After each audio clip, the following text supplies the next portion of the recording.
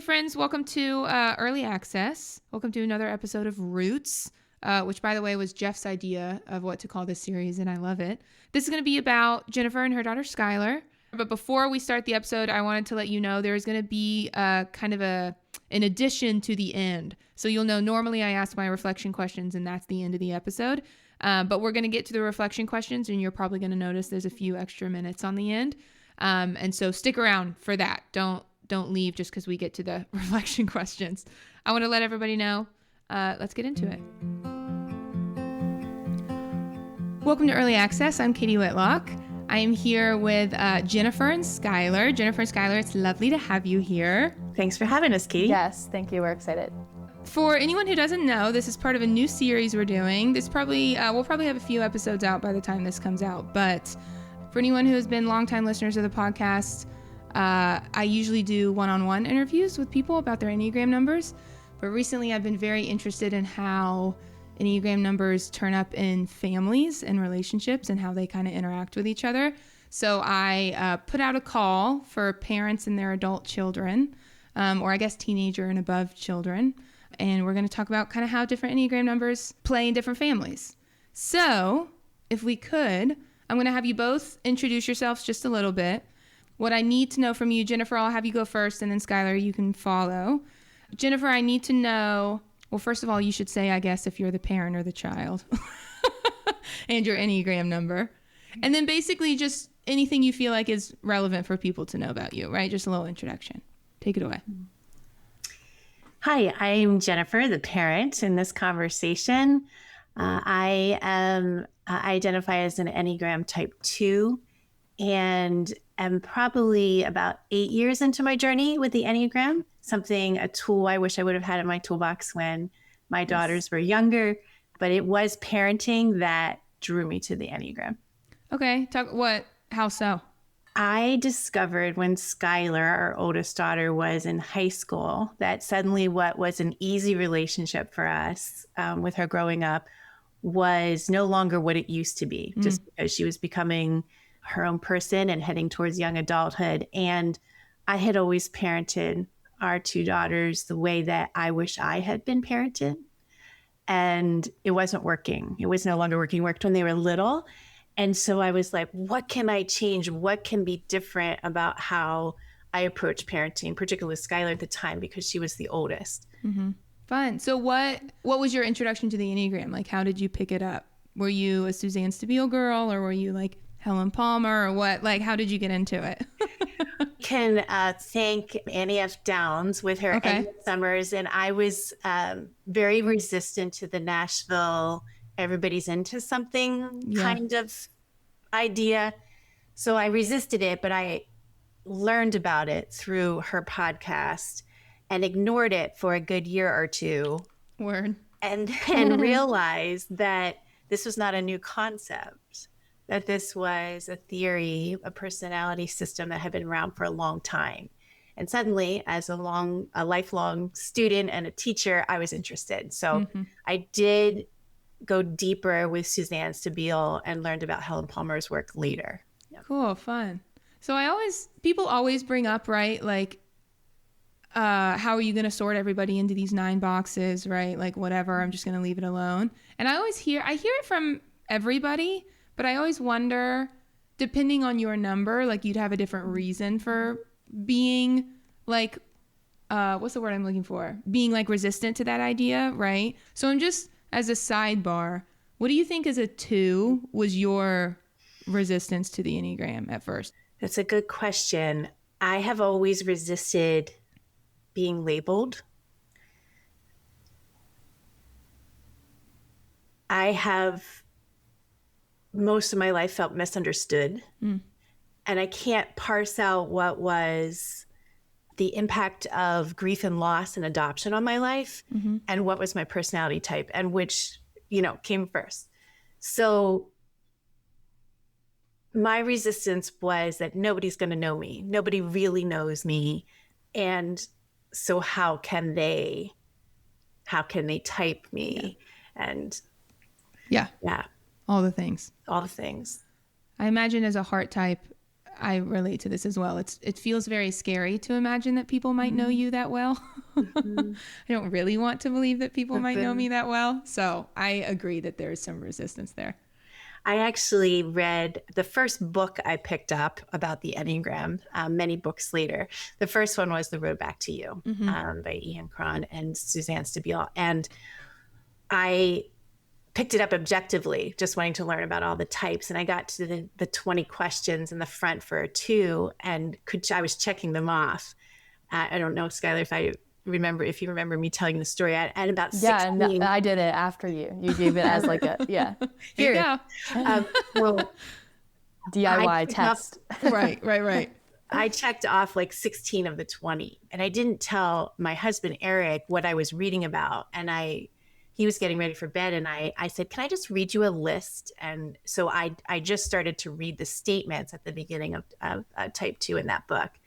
And he was half paying attention, but about halfway through, he kind of stopped and he looked at me and got to the end, and he said, someone wrote a book about you? About you? Yeah.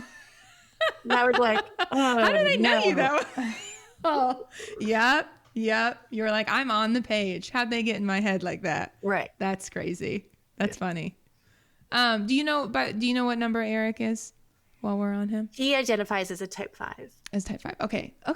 My parents, the same, 2 and a 5. Okay. I feel like I know a lot of 2 and 5. Me too. Lots of 2s and 5s. I think anyway, we can talk about that. Skyler, I'll be interested to see what you think about a child of a 2 and a 5. But before we get into that, I don't want to skip over Skyler. Skyler, go ahead. If you can introduce yourself, tell people what number you are, a little bit about yourself. Yeah.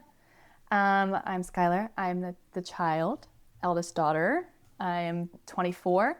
And I am a type 1 with a 9 wing. So was that also like an immediate, you read the book and was like, oh, here I am? Yeah, it wasn't so definitive for me. I feel like my mom is like, in my opinion, is like a textbook. Yeah, she's textbook. But I had a couple that I felt like I related to a lot. I did the same exercise that she did and was like looking at the descriptors. It was like bullet points on the beginning of each chapter of The Road Back to You. And there were a couple that I felt like I identified a lot with, particularly outside of one. It was like, I think it was 3 and 6 that I identified with a lot. But when I was thinking about like why I do things and what I want to be and how I want to be perceived, it was like those core, like the buzzword of like core motivation, like the ones from the 1 were what I was like, oh yeah, like that's what I want. Whereas the other ones were more like behaviors. Yes. Yeah. That makes sense.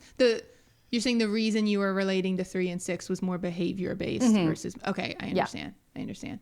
Well, if we can, let's kind of get into setting up your family. I kind of want to set up your family just so people kind of have the context of what's going on. Skyler, I'm going to ask you, can you kind of describe your family for me? We kind of set it up already, but just how many people there are, who's who, the age of you and your sibling. Yeah, that's what I want to ask. Yeah, so there are 4 of us in our immediate family, my mom and dad, and then me, and my sister is almost 20. And then my husband, we got married in 2024, so we're like 5 now. Oh, thank you. So fun. Do you know what number your husband is? I just want to know. He is like the 7 is 7 to ever 7. Listen, and 1s and 7s, always. It's always 1s and 7s. Anyway, okay, lovely. Jennifer, if I can throw it to you to kind of set up the whole parenting thing, can you kind of talk to me about, you have 2 daughters. Can you describe your 2 daughters for me? What I want to do is kind of set up your and Skyler's relationship, right? Kind of in the context of the family, so we can talk about that specifically. Yeah. I am blessed with 2 amazing daughters. Skyler is my firstborn, the one who helped me become a parent.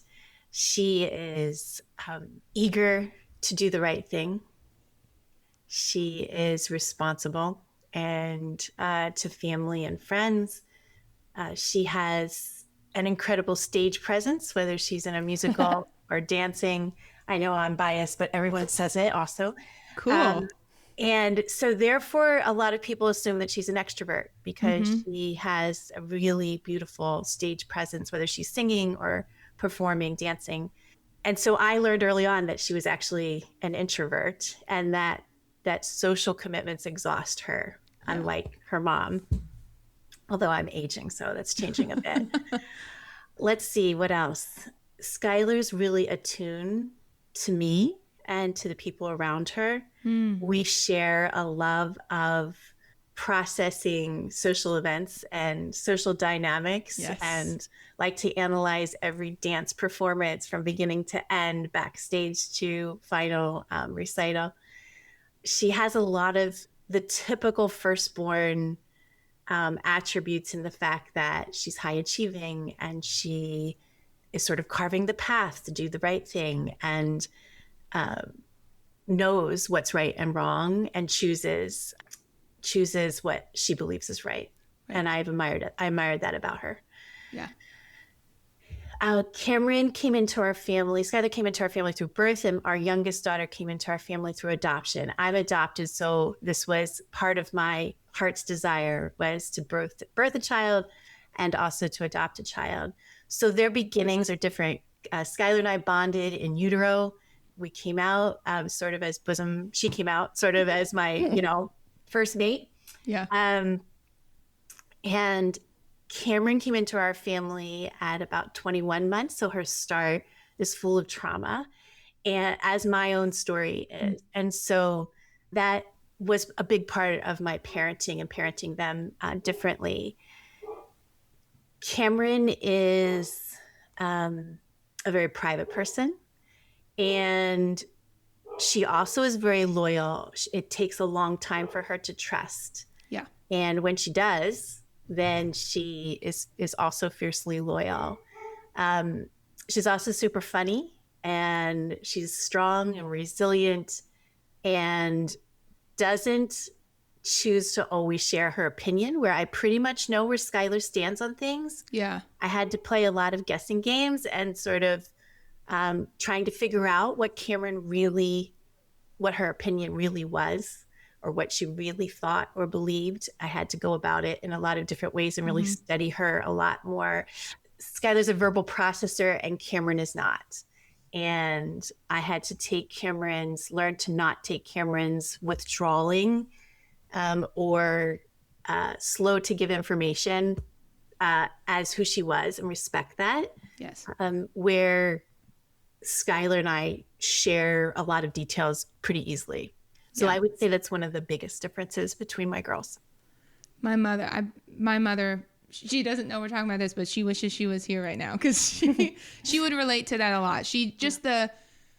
Because she's a 2, the whole part of one of your children just like carrying their lives differently, right? And like holding it differently, and not, I have always spewed every thought I've ever had. Every thought I've ever had has gone to my mother at some point. I have told my mother about it. And so just to have a child who is not, I've probably done that to detriment. So to have a child who just doesn't do that, who's like normal about sharing things, was also an adjustment for my mother. So, all right, I have one last setup question. Skyler, I'm going to toss it to you.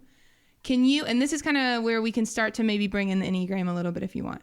Can you talk about your relationship with your mother over the course of your life? You can take as short or as long as you'd like, but I'm kind of wondering, like, when you were a child, how were you connecting with her, and what do you remember about her, right? Versus when you were a teenager. Again, feel free to start to bring in, like, I think this is because she's a 2 or because I'm a 1 or whatever. Mm-hmm. But can you kind of paint that broad picture for us here? Yeah, I think part of where we start, like, maybe this is jumping ahead a little bit, but starting when we kind of started to butt heads, I guess, would have been like late middle school, early high school. And I think that part of, I don't know, honestly, I feel like I look back now, I'm like, that was great. Like I blocked a lot of it out. Me too. I do that too. I was like, wait, what do you mean? What do you mean I was mean? Yeah. But I do think that there was kind of like a struggle that I was having in like late middle school, early high school, multiple struggles. I started to deal with anxiety a lot in my high school. I guess probably late middle school, and then really came to a head in my freshman year of high school. And that just like kind of made me a different person, which I'm sure was kind of hard to navigate. And also kind of being a one and trying to be like, I very much assumed like the good girl kind of vibe at school and amongst friends and all of that, and which probably led to outbursts elsewhere when I was trying to just like navigate being a teenager. Yeah, right. It's hard being 14. It's very hard being 14. It's hard being a 14-year-old girl. It is. Yeah, it's so hard. And so I would have considered us close even like throughout all of that. We never really had, in my opinion, like we don't talk right now. Yeah, right. But I do think that I started to, I don't know, I think I just became desensitized to like how caring she is. And so when I watched friends kind of go through things with their parents that I was like, my parents would never treat me that way. Literally. Yeah. I think that's, and like now that's what I can look back on as an adult, and even like our thing that we like to say is like, oh, we're becoming like friends now. Yeah. And like my mom is a really good friend to me, sometimes like a better friend than I am. And so, yeah, I don't know if that answered the question. That was kind of a convoluted answer, but that was wonderful. Can I ask you, I want to dig into two things you said. One, can I ask you about the anxiety stuff? Yeah. Okay. So I hear a lot of ones talk about being anxious, right? I think that's a very common thing. One, and just responsive numbers 1, 2, and 6 anyway, right? But I hear specifically ones talk about, I started to get really anxious in middle school, right? Or high school or whatever. And so I want to ask you a question. I want to ask your mom a question. Looking back, was it like, do you think that was your oneness starting to show up? Like what you were anxious about? Was it kind of one coded or not? And then Jennifer, I want to know kind of what that was like for you, like watching your kid go through this. Because I assume a lot of parents of ones will have that same experience, right? But Skyler, first of all, do you think that was like one of the first times that like your oneness came up, or was it something else, do you think? I think that it accentuated my oneness, because I would say that like my initial kind of entrance into, I also have OCD, so my initial entrance into anxiety was like more of an OCD type of fixation on one thing that happened to me, which I can trace back to like elementary school, but at the time couldn't formulate that was anxiety or OCD or anything. Right. So, and then honestly, I'm not really sure what kind of brought out the larger anxiety in me, maybe potentially just like puberty and growing up. But I have a couple memories, and I guess this predates what I would call like when I got anxiety, or however you want to say unquote, that. Yeah. Like my parents always used to say that when I was a kid and like growing up even through high school, they never had to punish me. But I won't say never. I won't say never. But they rarely had to punish me because I would punish myself. Yeah. And so when I did something wrong, it was like I can remember a couple times like having panic attacks about having done something wrong. That was like a normal thing for a teenager to have done wrong. And so I think that aspect of it is definitely a oneness thing to me. Like I remember when something like that would happen, and I think this was post Enneagram discovery, where she would just tell me like, you are still good. You are still good. And I was like, ah! And it's like, that was what I needed. Yeah, I was like, that was what resonated with me, like in that moment, which is like a very one thing. Yeah, absolutely. Okay, Jennifer, I'll throw it over to you. What was that like for you watching Skyler and kind of helping her through it and everything? It was really painful to watch her suffer.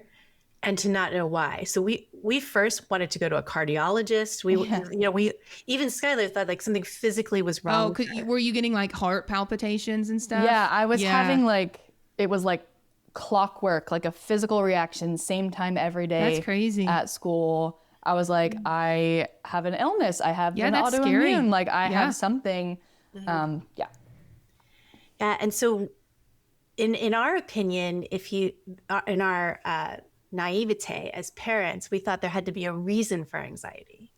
Like all things considered, comparatively, she had a very healthy childhood, and I know that's right. I'm biased as her mom. But again, I had my history as comparison, and I was a teacher before Skyler was born, and so I knew children who really suffered adverse events, and so I couldn't figure out why. And Eric, as a 5, wanted to fix everything for his little girl. Like he just couldn't have it that she was suffering, right? And it was unbearable. And it was a counselor who introduced us to generalized anxiety. And I was like, what is that? Yeah. And so it was a learning curve for me. And I had to learn then to parent the anxiety almost, to not try to fix it, to give Skylar space to be anxious in my presence, even though it was uncomfortable for me. And I wanted it to go away yesterday for her and for me. Yeah. And so I didn't have the handbook, and there were many mistakes I made in the trying to make it better, in the trying to make it go away, in the trying to fix it. I just wanted things to go back to how they were before. Of course. I'm sure Skylar did as well. Yeah.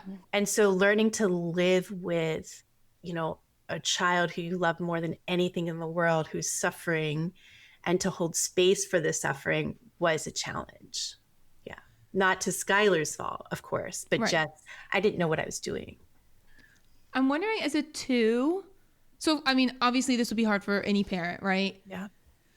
With 2s, we talk about you pick up other people's feelings before you pick up your own, right? Mm-hmm. Like if you're sad in front of a 2, that means the 2 is sad.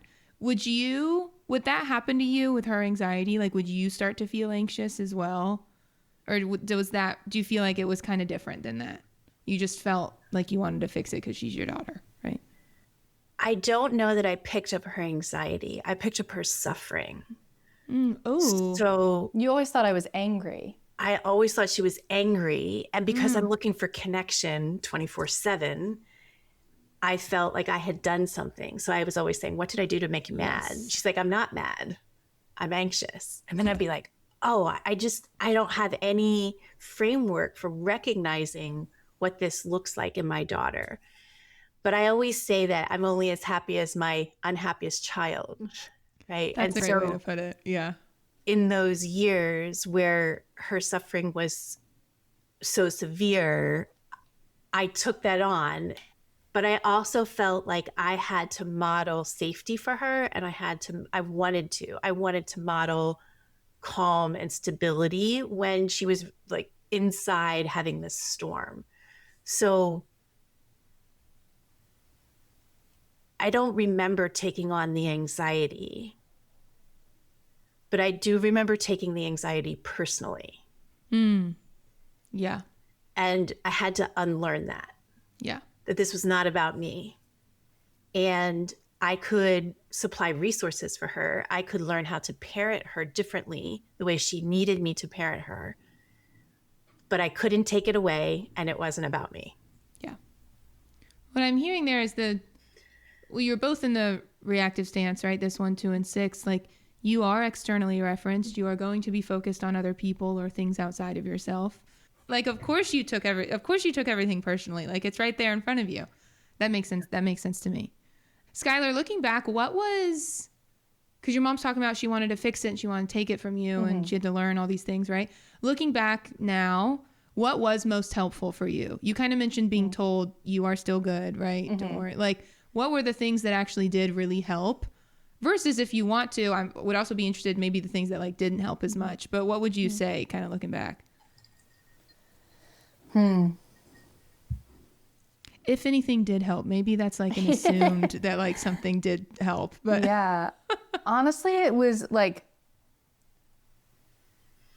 nothing that really helped like the anxiety itself. Like that was just its own thing. Yeah. But like learning, I guess it's like what my mom was talking about, like learning how to react to me almost. And I don't know, it's kind of, I feel badly that like that was the dynamic that I was bringing at the time, that like everybody had to react to me. But yeah, I don't know. I guess it was more so like learning, and I can't think of an example right now off the top of my head. Maybe I will later, but like more so learning what didn't help and then just not doing those things it's almost like it's going to be how it is until this moment is over. Yeah. What can I do to not exacerbate it? Yeah. Was kind of the, like, I guess, for example, like for a time I would get in the car from school, cry on the way home, and then just get in the shower or like the bath right when I got home. And I know that my mom was wanting a connection point after like a full day of school, and I was just like not capable of doing that. And for her to like allow me that space that I needed, I guess is like an example of both an example of what was helpful and like a counter example of what wasn't helpful. Would have been like trying to get that from me anyway. Yeah. There's just a bunch of stuff that I always just assumed was like my mother, but when I learned about the Enneagram, I learned it's because she's a 2, and like everything you're saying, I'm like, my mother does that exact same thing. Like in all the good ways and the bad ways. Like I also would come home from school, and I didn't have the words for it then, but like, and now what I know is that she wanted to connect with me after school. Right. But then the good thing about having a 2 for a mother is that she's always there when you do want to connect. Right. Like always, she's always there. I think probably what was also like harder for her about that with me versus like my sister is that way, but like to the nth degree, like even more, and I didn't used to be that way. So I used to get home from school or get in the car or whatever and be super chatty and like have this debrief of my day. And so kind of what I was talking about, like it just made me a different person. And so I'm sure that was hard to like know what to do with. Yeah. Jennifer, I'll be interested in what you have to say about this. So also I feel like I'm bringing up all the negative aspects of the numbers first, so we'll get to the positive in a minute, but bad news first. Yeah, bad news first. I know 2s. How do I want to ask this question? Is it hard? I'm asking this question because I really don't know the answer, not like, so whatever the answer is, whatever. Is it hard as a 2 to not depend on your children for like your emotional needs? Does that question make sense? Yes. Okay. Because I see that in my mother too, and I think she's done a wonderful job of it, and it sounds like you have as well. But I know 2s are wanting connection from everybody all the time. But I also know as a parent, part of that whole thing is like you want your kids to be independent and not enmeshed with you and all the things. And I imagine that's like kind of hard for a 2. Yes. And especially with the history that I came into parenting with personally, I had to unlearn it. My tendency as a type 2 is to depend on others for my own emotional needs. And so when Skyler was a junior in high school, after we got through like the initial couple years of what is generalized anxiety and what does she need and not need, we went through it, but we had a huge learning curve there. I then knew I had to recenter myself in my story, and I had to unlearn a lot of things if I wanted to keep showing up for my kids. And I didn't know how to put myself first because of years of not putting myself first and meeting everybody else's needs long before I was a parent. I learned it very young.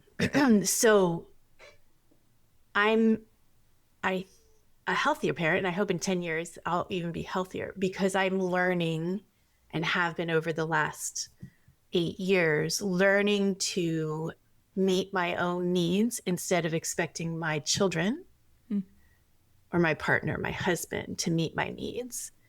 And I like myself a whole lot more. But it had to be learned. I had to learn it.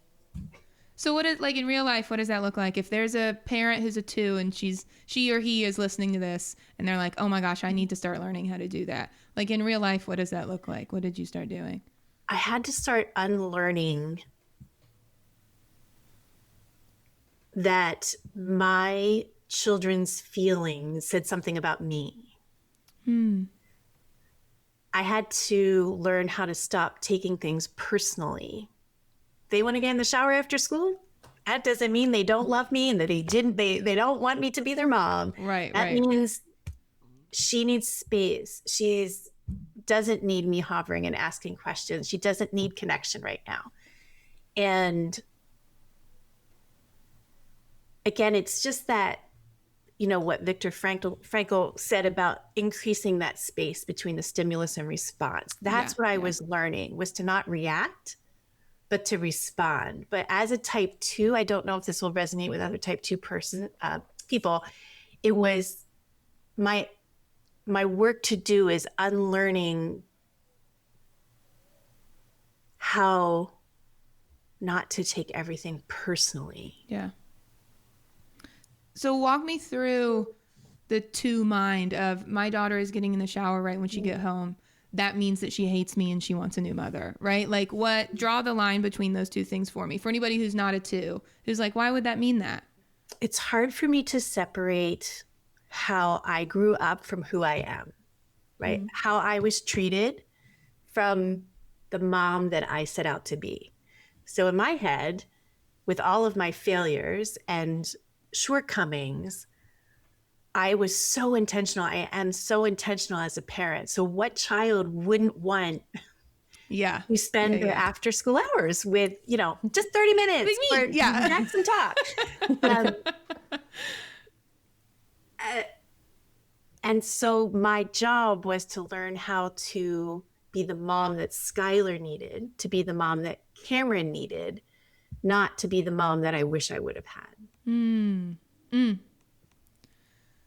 Skyler, can you, as your mom's talking, what has been your experience of, like, watching her learn these things? Like, how do you experience her differently, if you do? Yeah. I think that, there's also the element of, I don't live in the house anymore. Right. And so we're not in the same space all the time for the connection points. And so when we do have time, it's like, I want this all the time. I think I've seen the biggest, like, more so of a shift between, like, me being in high school versus, like, my sister being in high school. And we are very different people, but even just, like, the shift that, I'm trying to put this into words. As a 1, I do sometimes get up in arms about, well, I would have never gotten away with doing that. And she just gets to blah, blah, blah. But that's unfair. Yeah. It's unjust. Yes. But I can appreciate the willingness to change and to adapt, and, like, instead of, I don't know. I'm having trouble putting it into words, but I have seen her. It's more of like an awareness thing, I guess. And yes, like I agree. The Enneagram has been a big tool in that, of like, I want to do this, but she needs this, and so I'm going to choose not to do my tendency or what my natural instinct is to do, and to do. It's almost like love language, like to give. Yes. Love in the way that this Enneagram number needs, or like whatever she needs right now. Yeah. Well, and part of the Enneagram too, I think, is like, some numbers really need to learn how to do things, and some numbers need to learn how to stop doing things, right? I guess we all have, like, different versions of both of those things. And so what I Like if someone asked me that question, honestly, I'd have a hard time answering 2. One, so sorry. 2, like, because a lot of it, when you have a 2 for a mother and then you watch them go through this kind of Enneagram growth journey, is like it's just what they're not doing now. Yeah. Right? Yeah. Because they're, like you said, like so caring and so active in your life and like wanting to know everything about you, which is great, right? That's like 99% of the time, that's great. But what I notice in my mother now is just like there's times where I know like 10 years ago she would have asked a question and now she just doesn't, right? She just like lets you be or whatever, right? So that was a hard question to answer. Sorry. You summed it up better than I did. Thank you. Okay, so we talked a lot about Jennifer as a 2. I want to talk about Skyler as a 1, but Jennifer, I'm actually going to ask you this question. We talked about the anxiety and things like that, but just more generally, when you think about Skyler as a baby and a toddler and a child, when do you think her oneness started showing up? Again, in general terms, right? Not all the like the bad stuff of like the anxiety and the anger and all the things. Like if you have an example or a story of like when she was little and like something about her oneness came up, and kind of how did you see that? How did you see her grow kind of into being a 1 as she grew up, I guess I would say? Like what were the first signs? So I didn't know about the Enneagram when she was little. So I'm looking back, and I have done that over the last 8 years. Even when she identified as a 1, I went back and I've been thinking about that now for years. But at the time, she did adorable things. Like when she was 3 years old, she was, and I don't want to use the word perfect in the presence of a 3 and a 1. That's okay. You can. Or healed. Yeah. My friends call her perfect. She's like, she's the perfect baby. She's the perfect toddler. Like I got to the terrible 2 stage and I was like, this is so bad. I mean, look at her. And then when she was 3 one day, somebody said, oh, well, no, hers isn't going to be the terrible 2s. It's going to be the terrible 3s. That's a thing. And she was somewhere around 3 years old. And she decided, I don't know where she learned it. She was so smart, so young, but she decided she was going to have a tantrum. And decided she was going to have a tantrum. Saw it. So she very carefully and gracefully laid down on our tile kitchen floor so she wouldn't hurt herself. And then she started, without a sound, like flailing, like pounding her hands and her feet. And I was like, what is that? She's having a tantrum. So cute. And when she was done, I was like, I'm not going to tell her that usually involves yelling, screaming, and crying. We're just going to let her think that she got up and went about her business. That was one thing I can see. But when she was in 1st grade, her elementary school gave out character awards, and they had these pillars, and every year different grades had different pillars that they got the award. And Skyler received in 1st grade the Trustworthy Award. And that Trustworthy Award hung on our refrigerator for years.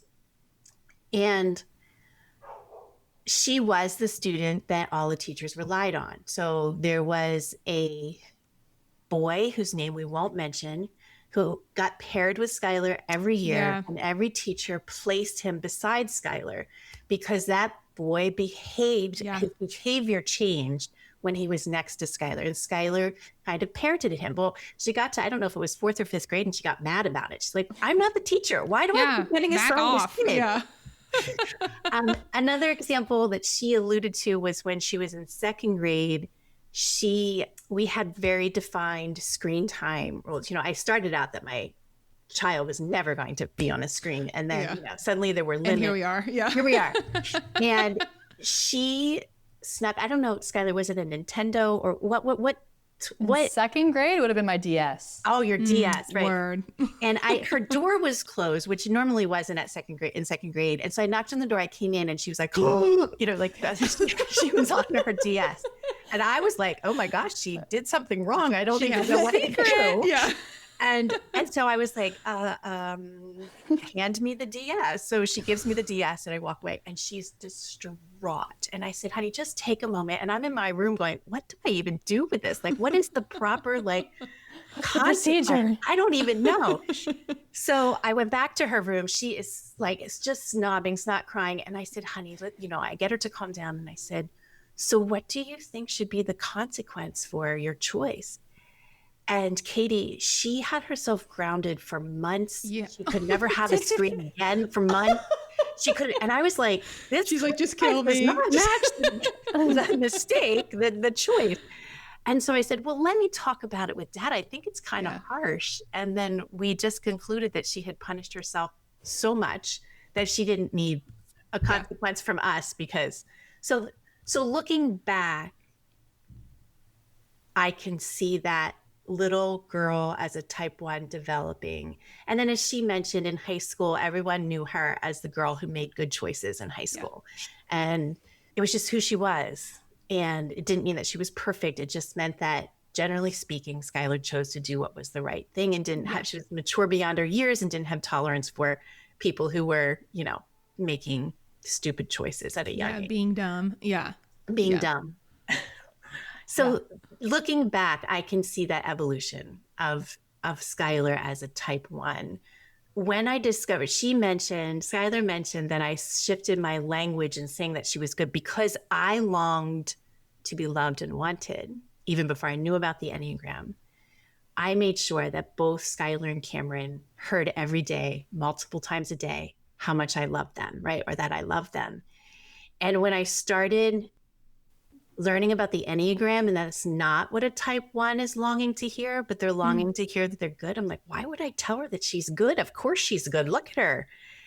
And then I just started practicing it, and her response to it was so different and so much stronger than when I told her I loved her, that I thought, well, if she's not a type 1, I don't know what this is. Yeah, right. And what was the difference in the reactions? If you could. It obviously meant so much more to her, it was tears in the eyes. It was, and it's not something I need to hear. I want to hear that I'm a good friend. I want to hear that I'm a great mom. I want to hear that I'm a great teacher. I want to hear those things, but I don't, at my personhood, I don't need to hear that I'm good. So again, looking back on that, I was like, okay, this is tracking. Right. That's great. So, okay, I've always had a question about the anger of a 1. People say that 1s don't recognize their anger for a long time. Skyler, I'm wondering if that is true for you, and also what your relationship to anger is, because I actually don't present that as a negative thing. Right? I have had a lot of 1s. I work very closely with Jeff Cook. He's a 1. He tells me his anger is very fueling for him. So 1, just kind of what your relationship with that has been over your life. I'll ask you that first. And then I've always wondered if it is true that 1s don't recognize their anger very well or don't call it anger or whatever. Does their parent recognize, can the other people in their life see it before they do? So Skyler, I'll have you answer that question first before we hear from your mom. But what has your relationship with that been like over your life? Yeah, I definitely don't recognize my anger. I'm much quicker to be like, I'm frustrated, I'm annoyed. It's like I'm minimizing what is in reality anger. But I think it was either, Mom, you told me about this, or it was a 1 devotional or something you had given me, I don't remember exactly, that framed the 1's anger as resentment instead of anger. And I was like, oh, well, I do that one. Yeah. I'm purposefully not yelling and screaming and getting very visibly angry about something, but I never forgot that thing that happened that made me angry, and I held it. And it is it's more of an internal, I don't very often at all, honestly, I don't very often express anger outwardly. Right. Yeah. I always say I do not experience 1s as angry, but I imagine that's because I don't have 1 in my family. But and every time I say that, people who do have a 1 in their family, they're like, well, they're just not out in public, right? Or whatever. Okay, Jennifer, I'll toss it over to you. Were you able to recognize her anger before Skyler did? Or were you also just experiencing her as frustrated or upset or whatever? I asked her often if she was angry, or what are you angry about? What are you mad about? And she would say, I'm not mad. And I don't know if this is accurate, but maybe 50% of the time it was anxiety when I was asking those questions. And I was like, oh, wow, I don't even recognize anxiety. I have to study her more. And I would say the other 50% of the time, again, I'm not sure if that's accurate, I saw that she was mad, but she wanted to say she was frustrated instead. And I wonder, looking back, if I did a disservice to both Skyler and Cameron, because my mantra about anger was that it's not wrong to be angry, girls. It's wrong with what we do with our anger. Yeah. But I didn't model for them, perhaps, how to release anger. We talked about, Skyler and I were both journalers. So sometimes it came out in words, written words. I would talk about taking space for myself when I was angry. I was trying to show them that I'm going to go remove myself because I don't want to do anything to hurt you. So I'm going to take my anger. Yeah. And over I'm going there. to, yeah. And so I don't know that I did a good job in helping her get the anger out of her body. She has been a dancer since she was a little girl. And I think expressing herself through dance helped with that without it being for that purpose. But I wish that I knew some things that I know now about the nervous system and about the body and about holding anger internally that I could have helped model for her. It seems as if it's really difficult to admit when she's mad, particularly mad at me. Well, I mean, probably anybody, but I'm just saying from my perspective, it's hard for me to get her to say that she's mad at me, that I'm frustrated with you. And I think in turn, Skyler, though, you're attuned because you often want to know if I'm mad at you. Mm-hmm. And so we have sort of this relationship where we don't want the connection to be broken by anger. Yeah. Oh, interesting. Yeah. Both of you are relational people, certainly. Mm-hmm. Yeah. Mm-hmm. And that's going to be most important to you. Interesting. Mm-hmm. Skyler, would you agree with or I may not agree, but like, do you think a better model of anger could have been helpful, or do you think it was fine, or like, would it have helped anyway? I don't think it would have made not that it wouldn't have made a difference, but I think that it comes from like, and I don't know where, maybe this is just like a one thing. I don't know, but anger feels so strong to me. Yeah. And I think that I don't know. Maybe I'm scared of how large anger could be. And so I'd rather just call it frustration. Because I don't know. I think like a big anger feels bad. Wrong. To me. Yeah, wrong. Yeah.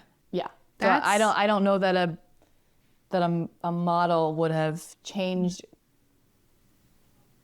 because like I watched Cameron, like she expresses her anger better than me, and so like I watched that and I was like, not for me. Yeah, not right, for me. Right.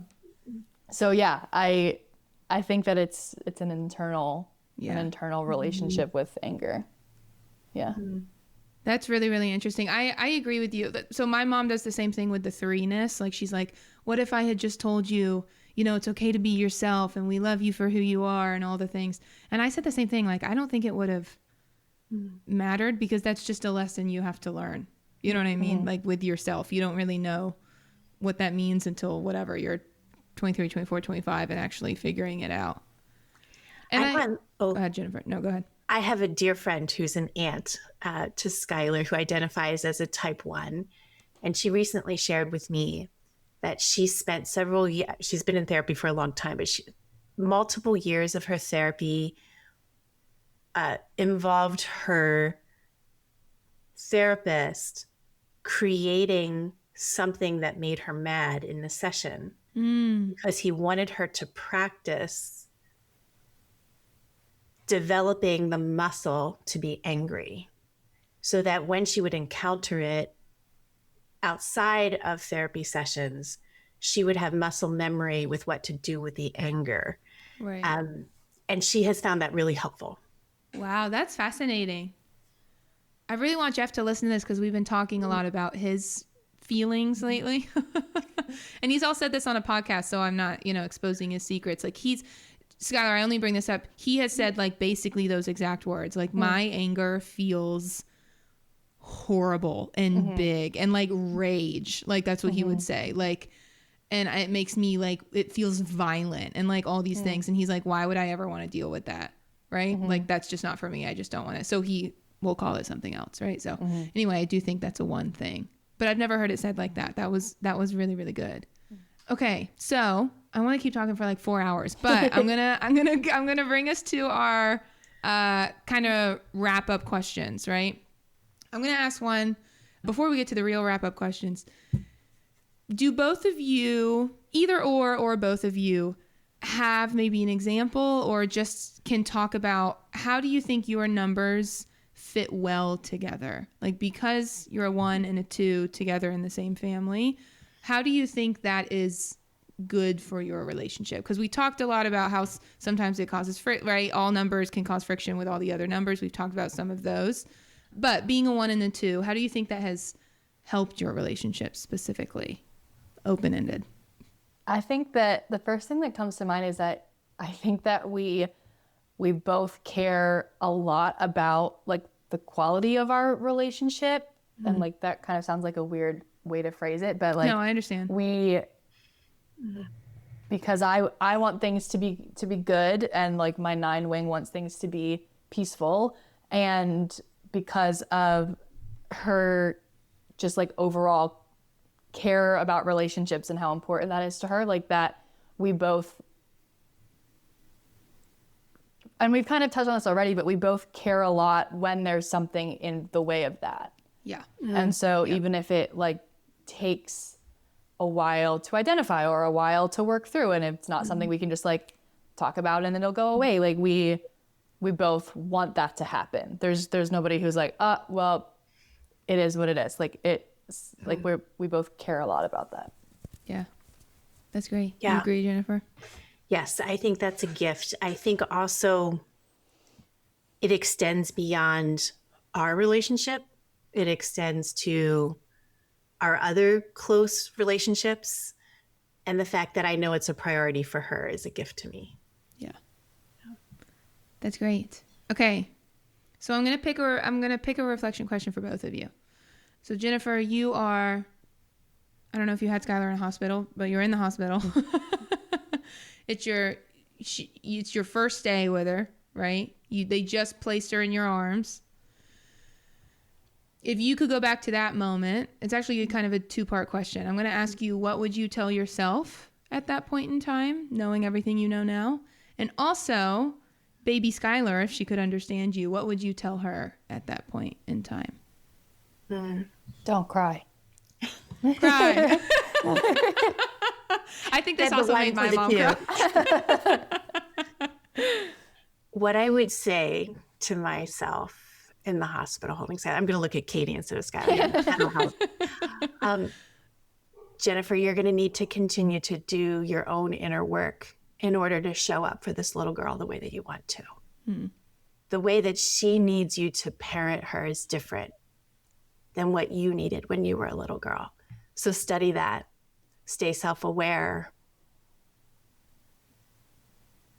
Don't beat yourself up because you are her mom. Don't take things so personally. Right. And what I would say to baby Skyler would be, you're going to grow up to be an amazing person. Don't beat yourself up. Stay aware. Study yourself. Stay present. You're going to do great things. I think that's great. Okay, and Skyler, my last question for you. So we've talked a lot about your mother as a 2 specifically, but getting away from Enneagram, just your relationship with your mother as 2 people. What do you think the best thing about your mother is? As you go forward into your own life, thinking about her character traits, what she taught you, the morals she has, all the things. What's like the number one thing that you value about her and like want to take into your own life? and I'm supposed to be getting away from Enneagramness, but this is feel free to do whatever. Such a two. So yes. It's so two. It's just like her overall care for people, and like growing up, my friends knew that she cared about them, and I think that like, and I had friends whose parents I didn't even meet, but like, right. Yeah. They knew that she genuinely cared about them, and like, well, we go to church and she has a list of all the people that she meets and like a fun fact about them. So she'll remember their name and one thing about them the next time she sees them. And like that kind of intentionality is not always something that comes easily to me when it comes to like meeting and learning people. And that is something that I want to emulate more. I think that's great. Thank you both for being here. This was lovely, lovely, lovely. Thank you for being honest and vulnerable and open with everything. It was lovely having you here. Katie, thanks so much for chatting with us. Yes, of course. Thank you for having us. Okay, so now that we did the reflection questions, this is our little addition to the end. After we recorded that maybe about a week ago, Jennifer actually emailed me and said that she was interested in redoing her answer to my reflection question of what would she tell herself in the hospital. So I have Jennifer here with me. Hello, Jennifer. Welcome back. Hey, Katie. Can you kind of, before you actually even get to re-answering the question, could you maybe tell us a little bit about why you wanted to redo it? Because I think it's a really sweet answer. And then get into kind of redoing the question. What would you tell yourself in the hospital with Skyler that first day? Yeah. First of all, you're so kind. I've been reflecting on the reflection question that I answered, and you're graciously giving me a redo. Of course. And here's why. I am practicing breaking up with the language that says you're too sensitive, you take things too personally. And I don't remember everything that Katie and Skyler and I shared together, but I do remember multiple times in our conversation saying, don't take yourself so personally. Don't take things too personally. Don't take yourself so personally. I think it's the language I was using. And later I thought, I can't believe that is still my vernacular. That was language that was used against me growing up and in my young adulthood, where I was told that I was too much, that I took things too personally. I was too sensitive. But what I wanted to come back and say was that's not what I meant. I'm trying to get rid of that language because when I experience a big reaction, a big feeling internally or externally, I'm practicing saying to myself, why do I have that reaction or response? Is this an old coping strategy that I need to let go of? Or what else might be true? And so when I think about your beautiful question about what advice would I go back and give my younger self in the hospital with Skyler, I would say things like, love yourself so you can love this baby the way that she needs to be loved. Continue your own inner work so that your reactions and responses to her as she grows are not something that you think is about you. But you're study her, Jennifer, as she grows, because she needs you to be the mom she needs and not the mom that you needed. Yeah. I would say, look for patterns, Jennifer, where you are feeling big feelings internally and externally, and look for patterns about what's not working for you anymore. Don't carry into parenthood the ways of doing, being, thinking, feeling worked for you, you thought in survival, and are no longer working. Stay curious about yourself. Yeah, I think that might be better advice than... I think that's great. I think that's beautiful. I'm thinking of my own mother, and I think she would like check off all of those things with you as well. Yeah. Yeah, one day I'll get to meet her. I think in a Zoom one time I saw her on screen. Yes, you did see her. So, okay, I have one more question before I let you go then. So if you told your younger self that and your younger self looked at you and said, how do I do that? Stop taking things so personally. learning how to do all the things? Like, what is an actual concrete thing that I could do to learn how to do that? What would you say? I think that I would quote Viktor Frankl about the space between stimulus and response. I'm looking at my wall because I have it up there, but in that space, if I can, Jennifer, if you can pause between what was said or what was happened or how you were responded to, and if you could pause both physically and internally and just kind of extend that space and respond instead of react, I think that you will have many more opportunities to show love to yourself instead of quickly jumping to conclusions about yourself that are not true. Right. I think that's beautiful. Thank you for coming back. I love it. This is my favorite thing when people email me and say, I want to redo that, or let's record another one or whatever. So thank you, one, for being brave enough to email me and come back. I think a lot of people are going to relate to both what you said and why you said it. So thank you. I hope it makes a difference for someone. And I think that I would go back then to Skyler at 24. Oh, yeah. I definitely wouldn't use that language with her. Don't take things so personally. But I don't remember what I said the first time exactly, except I think I repeated that language that I don't want to.